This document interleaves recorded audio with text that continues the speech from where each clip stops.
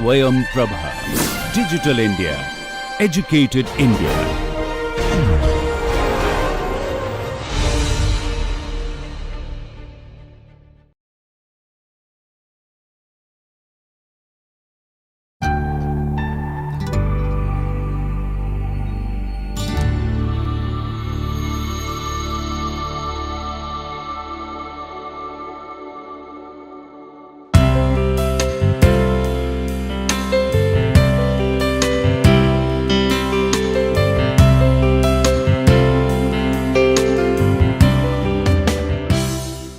Welcome students to the online NPTEL course User Interface Design.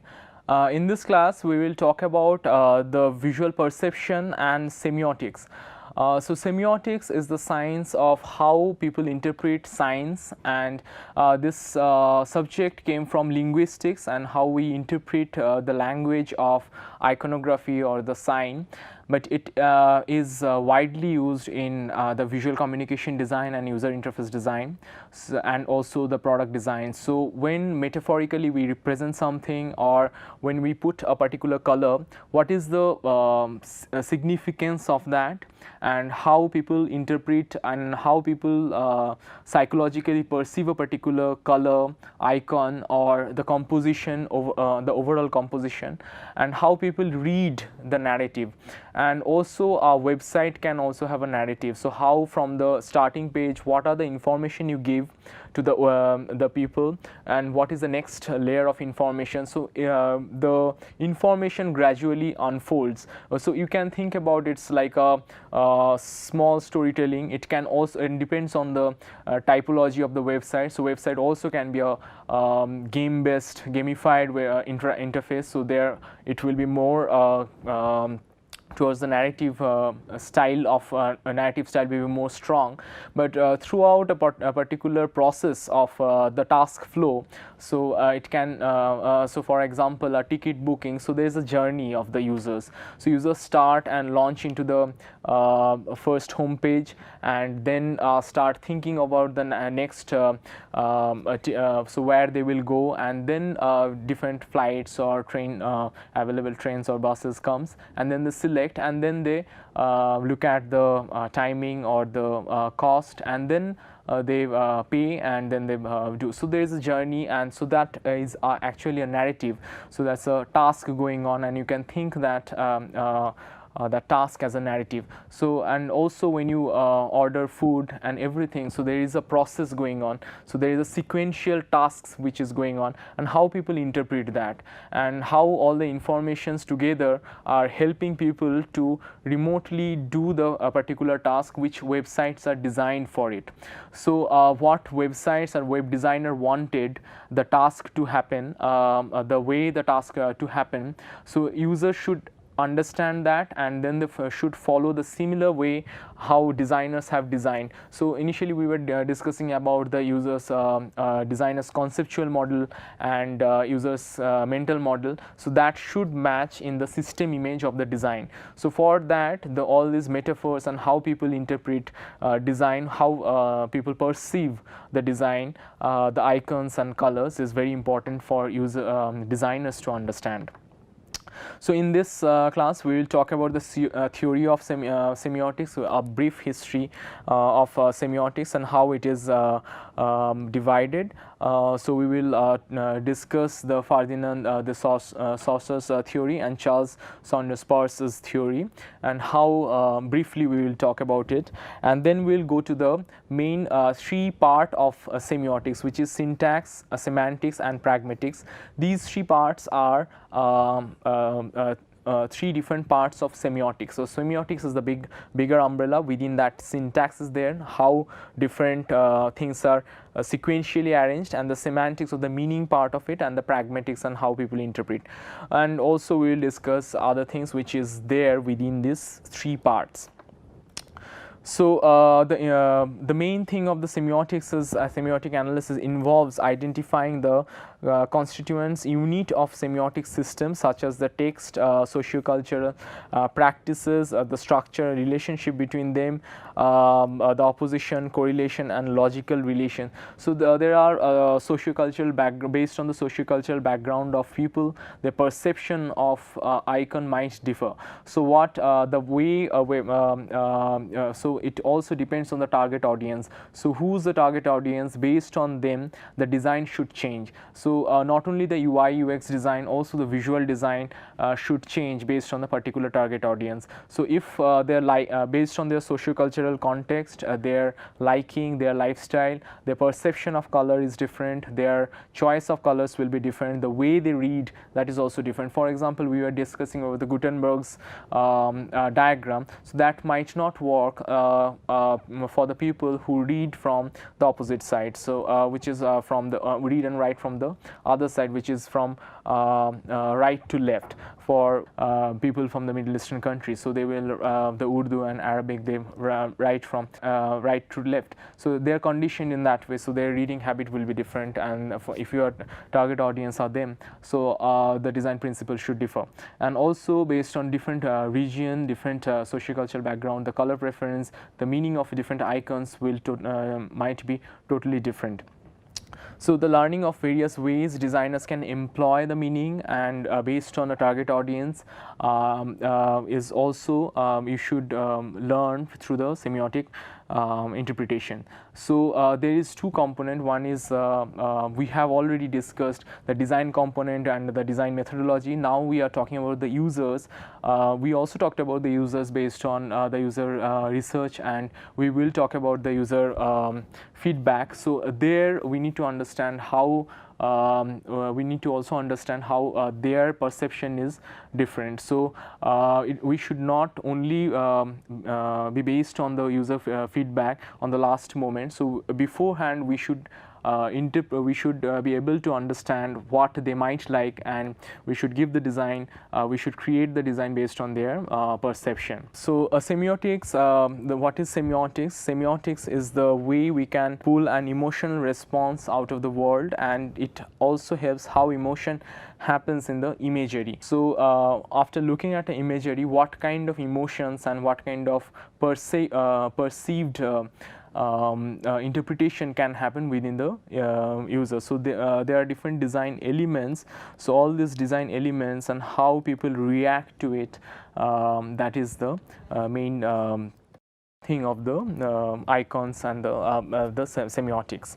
So it is the science of semiotics is the science of science, and it is the science of design communication. And so this is where the semiotic plays a role. So between the design and the perception of the user, so what is going on, so that is the semiotics talks about that. So for example, if we look at these two examples, so one is the FedEx logo. So FedEx is a movers and packers, so they transport goods from one place to the another place. So this is, if you look at the logo of the FedEx, so you can see based on the figure ground relationship and the solid and void, so there's an arrow created within this type, just a typographic logo. So that signifies that it's something to do with the movement. So that has been created based on this.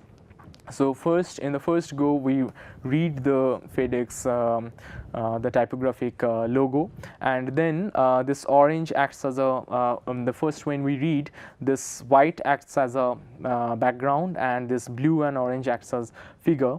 And then if we look at the orange, then orange becomes the background, and this white again becomes the figure. And then we see this arrow, which signifies the meaning of the company.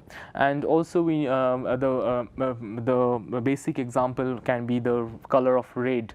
So the color red for most of us signifies the danger, and it might not signify danger all the time when we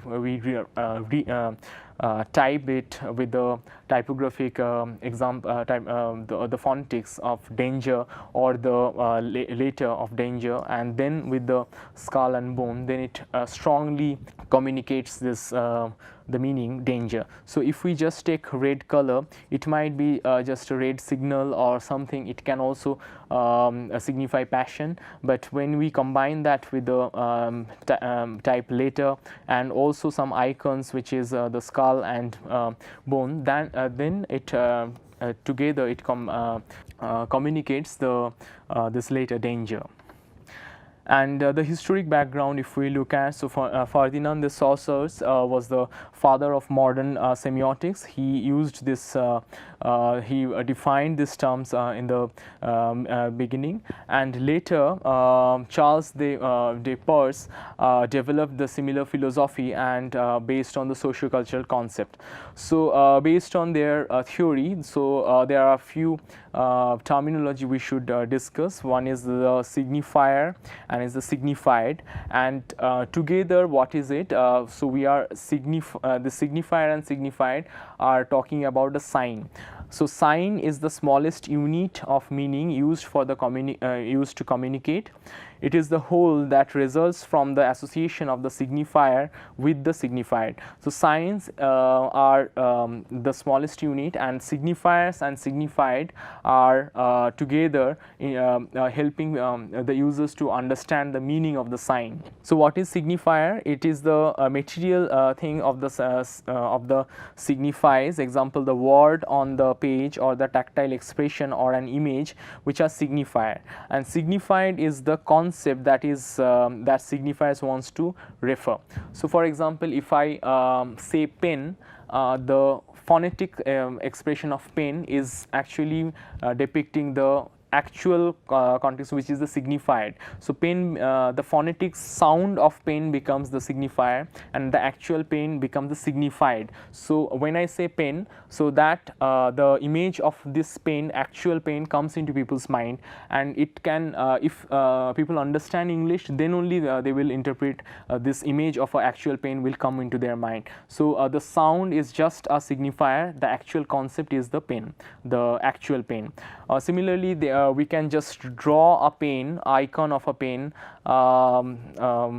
so that becomes the signifier. This icon becomes the signifier of an actual pen. So it can be a very or it can also be a photograph of a pen. So photograph of a pen is not a pen, so it's a photograph that signifies the actual pen. So signifiers can be the photograph or the icon or the phonetics or just writing the pen, pen. So all these are signifiers, and what we are signifying, so that is the signifier, which is the actual pen or something which comes into people's mind. So that is the actual signified thing is there in the mental image. So that is the mental image of the mental model of the user, that is the signified is there, and all these phonetics, the text or the photographs or the icons are signifier, which is helping the users to recall that thing which is there in their mental model. So all this relationship between the signifier and signified is called signification.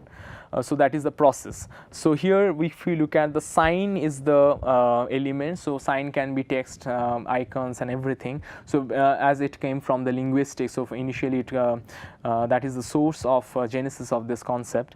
Then signified and signifiers are interacting between it. So signified is the concept, which is the mental model, and signifier can be sound, or word, or the image, and it can be flower. So this is a painting of a flower, and then actually we think about the flower which we have already have in our mental model. So this is a painting of a something like a sunflower, and then if we look at this, though the mental image of the sunflower will come into our mind. So this is the concept of semiotics, the process of how signifier signifies signified.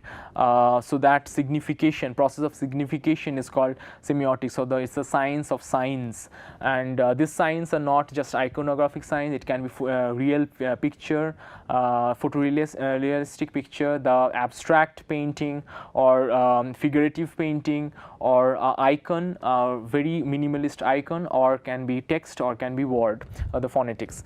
And so within that semiotics can be divided into 3 different segments. So one is syntax, the second is semantics, and third is pragmatics. These all three component together creates the semiotics or the science of signs. So what is syntax? Syntax is the hardware aspect of the language. It introduces us with the structure, how language should be formed, and how culture set up and eventually codifies things like grammar or rules of proper communication. So this is the structural part of the meaning. So when we so there has to be in a proper sequence to make a meaning. So for example, if we look at a storyboard or the animation or narrative comics or the visual narrative. So each and every storyboard should have a proper sequence. So we cannot jumble off the story, then the narrative sequence will be destroyed. So if the first sequence is drawn, the first sequence should be drawn here, the second sequence should be drawn here, and the third sequence should be drawn there, so that we have we can understand what is the flow of the total story. So if the first sequence is here, third sequence is here, or it's jumbled up, then the total meaning meaning of the story might not be perceived. For example, and if we designing a website, the first image, if we start reading from top, the first information which users need first should be on the top. The next information, level of information which users need, should be on the next level, and so it has a proper sequence top to bottom vertically. And also when we think about the total website, so the first sequence, all this sequence should confront with the task flow of the user. So what is the first task people will do, that should come in the first hierarchy of information architecture. The next task should be on the next hierarchy, and the other task should be on the other hierarchy. So it should also be based on different hierarchy of the task flow. So the next part of the semiotics is the semantics. Semantics is the language software or the meaning. So the way we create meaning and the way we create the signs and signifiers, icons, index and symbols, these are the part of it. So the meaning part of it is associated with the semantics. So first is a sequence, in which sequence the total task flow or the way we read a particular website, or the holistically how the website's different pages are layered in different hierarchy, that is the syntax part of it. So how the way it has been designed in different hierarchy based on the task flow is the syntax, and now the meaning part of it is the semantics. And the next part is the pragmatics. Pragmatics is the relationship between the signs and their effect on the user's mind, the function and the context of the use of signs. That's how the McCoy told. The study of the ways in which signs are used and interpreted. So one part is semantics, is what is the meaning, and other part is the what is going in the people's mind. So when we design, the design elements are the semantics, and the way it has been will be interpreted is the pragmatic part of the semiotics. So pragmatics is the study of the way in which signs are used and interpreted, the context in which language is used, and the function of the language and everyday way we use the word and image in communication. How do they function, and in what setting do they function properly? So in the semantics, when we are talking about the icons, index and symbols, the small elements, and in pragmatics what we are talking about is in different contexts all the same icons and elements might differ. So for example, if you look at the icon of a tree, in one icon of a tree, and then this might signify tree, and then if you see 2-3 different icons of trees similarly juxtaposed by each other, then it will signify a forest. So in the context with the setting, that changes, but the semantic part is it's all the same icon, and based on its composition it might change. Now if we see the icon of a tree with the icon of another flowy lines which might signify river, and then with 2 triangles which is there which might signify mountains, then this will be signified as a landscape. So their meaning based on their juxtaposition is different, and also based on the people's perception will also be different. So they might few people might even look at it in a different way and perceive something else out of it. They might perceive as like a village, and something else based on their previous perception, because everybody's mental model is different. So within semantics, first we discuss the semantics, then we'll discuss pragmatics and syntax. Then within semantics there are 3 things. One is icon, index and symbol. What is icon? It's a physical resemblance of the to the object or concept is icon. It's very realistic photographs, realistic statues, maps, diagrams, etc., which is easily understood and recognized is icon. So it will be more photorealistic or very figurative drawing. So a detailed drawing of something which of a signified is a icon. So this is a painting, this is not a pipe. The name of the painting is This Is Not a Pipe by the name of the painting is This Is Not a Pipe, and here you can see this pipe is painted in a very realistic manner. So the painting of the pipe is so why the meaning of why the painting is named as This Is Not a Pipe, because it's a painting of a pipe, and that's why the concept of signified and signifiers are touched upon here in this painting. So the painting of the pipe is a signifier, and what is it signifying is the actual pipe.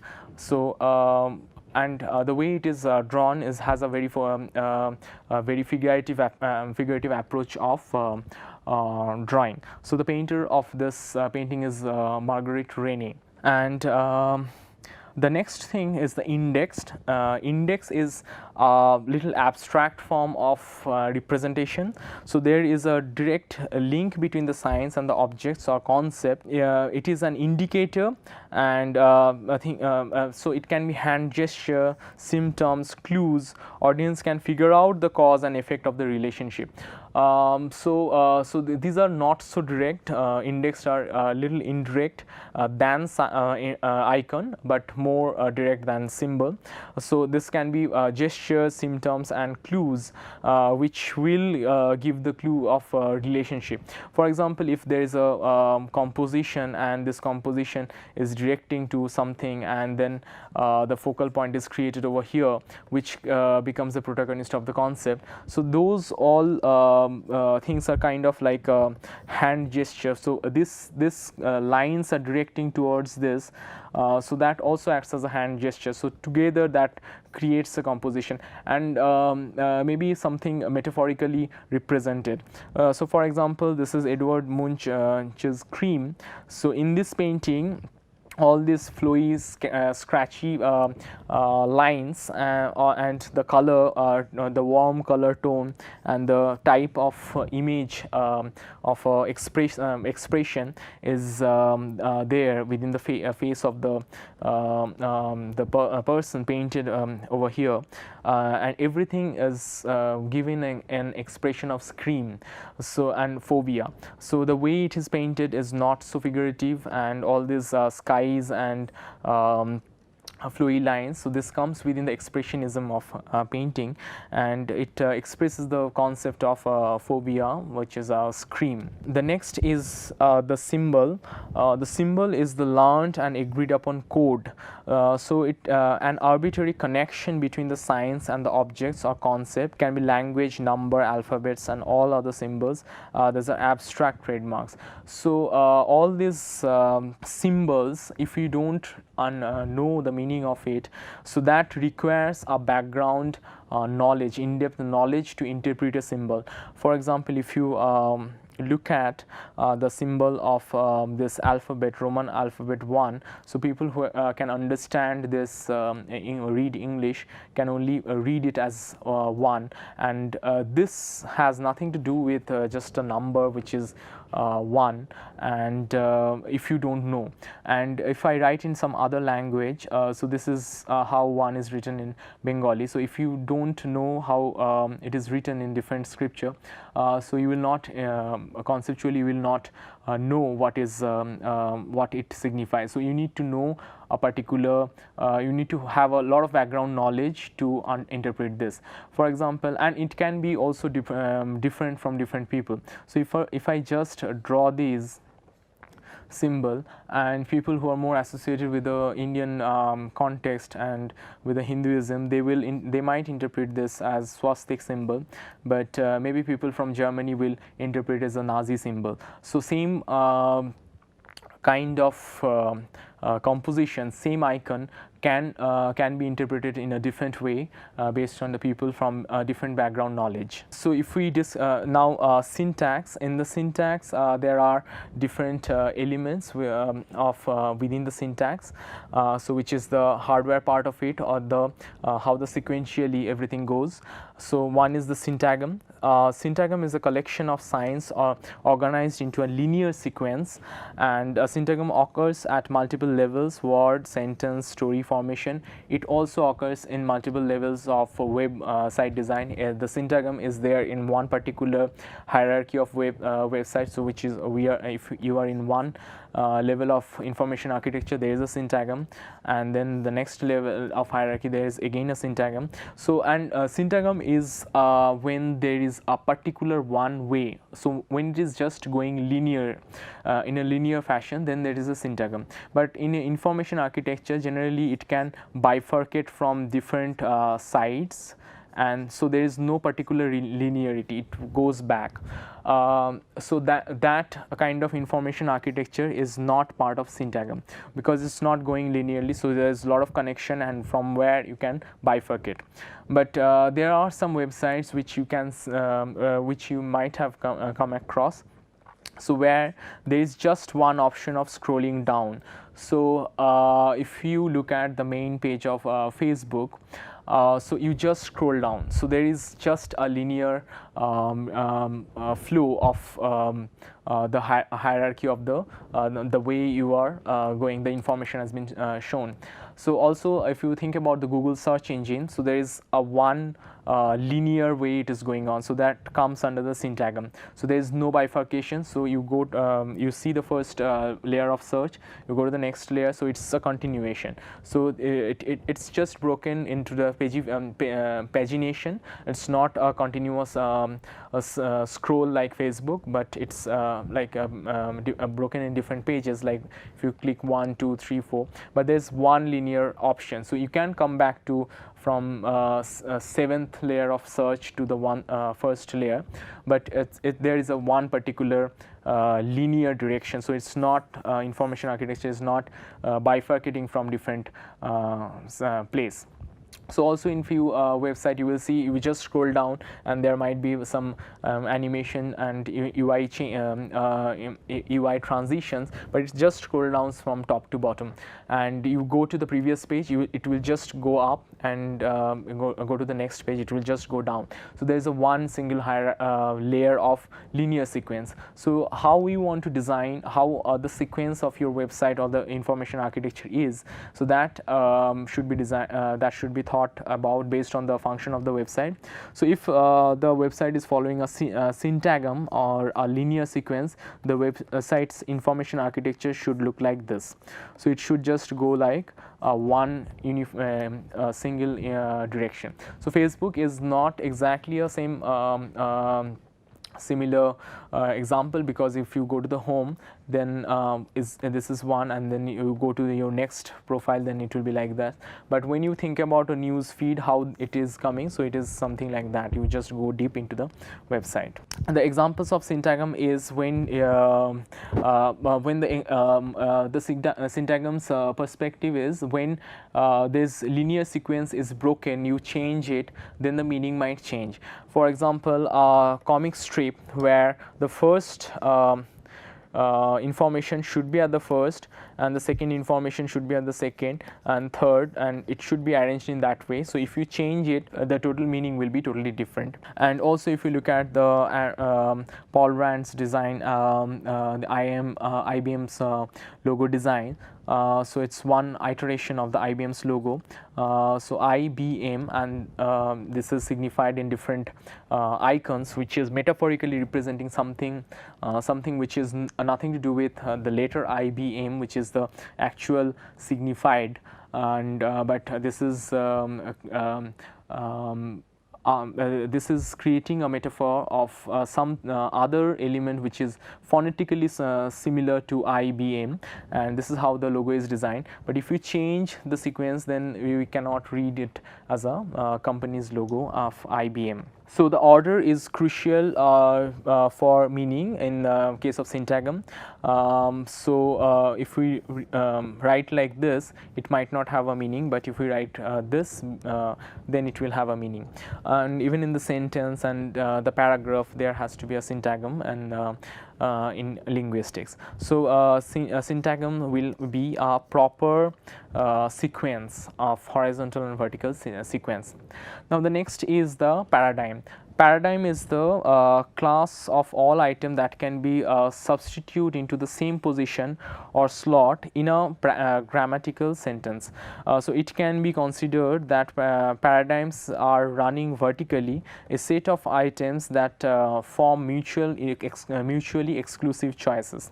For example, if there is a system, so which is a syntagm, and maybe option 3 can be replaced by many other things, so that creates a paradigm, so which can be interchangeably replaced. So that creates maybe you can that gives the multivariate options in design. So maybe in this page, instead of that page, something else if you put, the holistic meaning does not change. For example, if we look at the website of a particular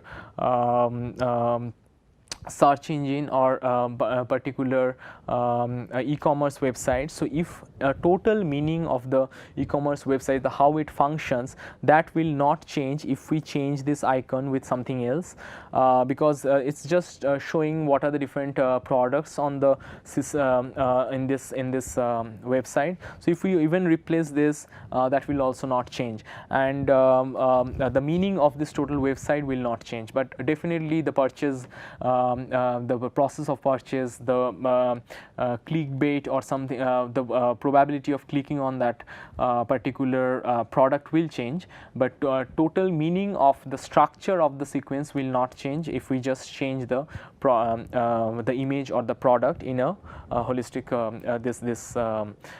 e-commerce website. Similarly, in YouTube, if the videos get replaced by some other video, then it will, the total meaning of this website will not change.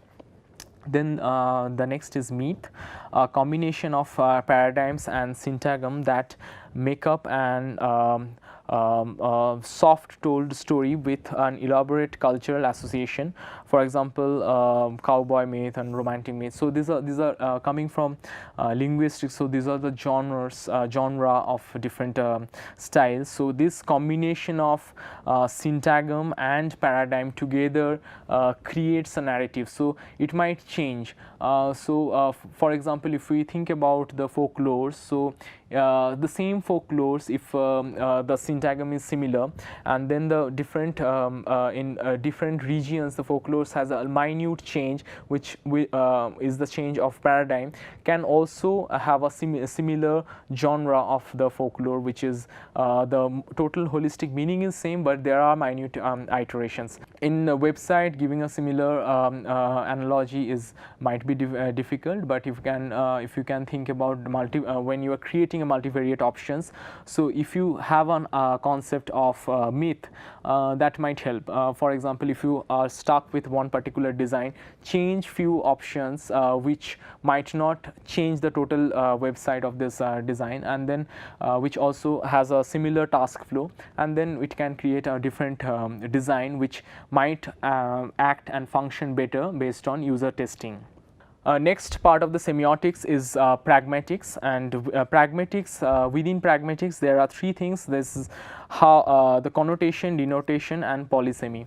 As we have discussed, the pragmatics part is how people interpret all this sequential part, which is the syntax, and all these icons, which is the semantic part of semiotics. So the structure, which is the syntax, which is the pragmatics, and the semantics, which is the icons, and how these two things are interpreted, which is the pragmatic part, where the user's perspective is coming into picture. So there can be connotation, the way the meaning is transferred. It can be connotative meaning, it can be a denotative meaning, and there can be polysemy. First, let's discuss denotation. Denotation is a representation of science primary meaning, which is real, direct and clearly perceivable. It is the most basic literal primary meaning of the sign. Example, the word, any word which is written like that. So first meaning will be signified as a that particular thing. So if we take the example of a particular flower like rose, so that signifies only the flower rose. So that is the first layer of meaning, the first meaning of it. If we just write that name of the flower, or just phonetically pronounce it, then the flower's image will be the first layer of the basic meaning, which is denotation. Next, it might have a signification of romance. It might that particular flower might have some connection in particular in few people's mind. So that will not be a denotative meaning, that will go to the connotative meaning. So that is the next layer of meaning. So for that you need some other background knowledge or background perception about that particular flower. But the denotative meaning is that just the flower, particular flower rose. And even for few people it might be they might think about the Shakespeare's those lines like whatever you call the flowers, that name. So those many other things can come into people's mind, so it can be it can go on, but the first layer of meaning is just the basic meaning. So this is Andy Warhol's painting of soup can. So if you look at this, he has just painted different soup cans, and it's within the pop painting, pop style painting of by Andy Warhol. So so this is a different soup can, has different flavors are written over there. If you see the actual painting, you can read that. So it's just it talks about the monotony of everyday life. So it is represented with the soup can. So if you consume, it's like every day we consume in urban life, we consume one can soup, and then just the flavor of the soup changes, but it is kind of a repetition of everyday life. So that it is signifying that. So signification of the repetition of everyday life is not the denotative meaning. The denotative meaning is the soup can. So it's many soup cans are drawn like that. So the first layer of the meaning, if we look at this painting, the soup can will come into your mind. So this is not the soup can, this is the painting of a soup can, but when you look at the soup can, this painting, soup can's image will come into your mind. And the next, if you start connecting all these soup cans, why it is drawn like that, and if you read about the painting's theme, and if you look the different flavors are drawn, then you can connect with the monotony of the life, of everyday life, and in this painting. So that becomes a connotative meaning, not the denotative meaning. So the connotation or the connotative meaning is the second layer of the secondary meaning, which is not direct, indirect meaning, and it needs some background knowledge, and it depends on the culture. Secondary meaning is dependent on the culture, and it depends on people's perception. So this is painting from basically from Madhya Pradesh, the central part of India, which is Gond painting.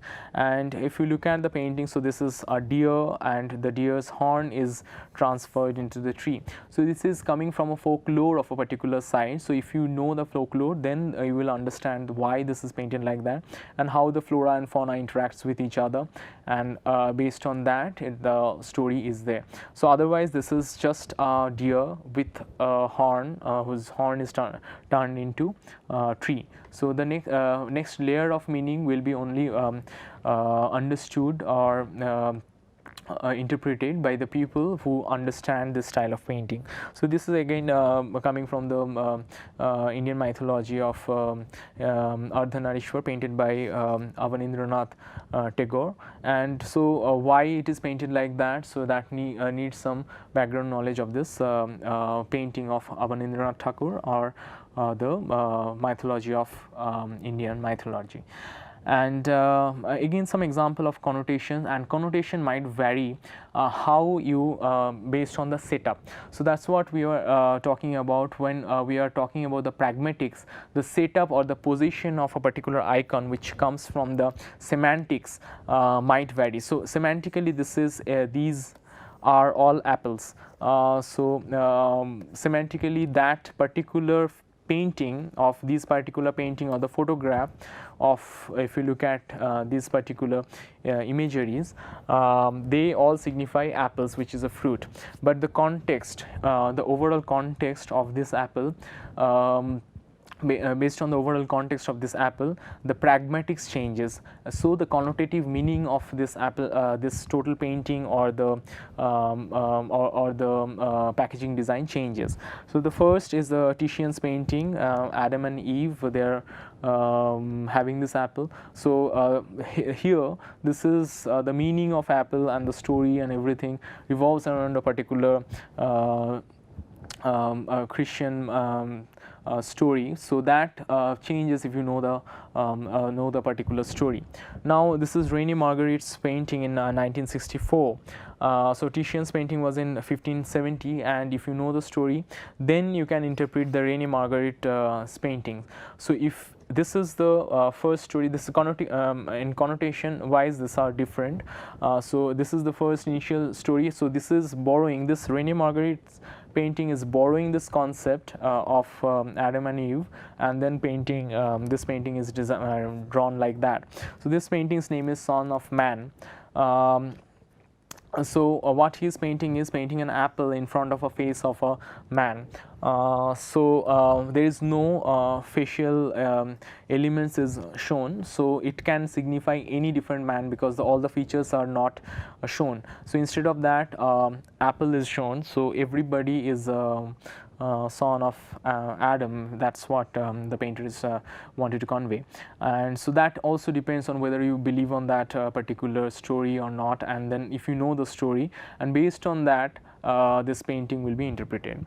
And the same green apple can also be printed on a packaging design to just show freshness and the green apple flavor of a particular shampoo brand. So this has nothing to do with the particular story. So they are based on the context. So nobody will interpret is that connected this particular image with the story of this Adam and Eve, but here with the placement and the context they will connect it. So it's based on how because of this, all this brand and the green apple flavor and all this water splash, it just signifies our freshness and the flavor of that particular fruit. So the same apple, green apple, in two different contexts, they are acting in a different way. So also apple can act in a different way. If you look at a particular logo, if you know the brand, so you will know, you will understand. So this apple is not an apple; it's a brand apple, which creates iOS platforms, mobile and other computer devices. So if you just see this composition of 4 squares, and also you can similarly interpret this is the mullion of window and the blue window sachet, and this is the talking about the window, the Microsoft Window operating system. So another is the polysemy. Polysemy is there's a multiple meaning can be where there is multiple meaning going on in a simultaneously. So poly means many and semi is meaning.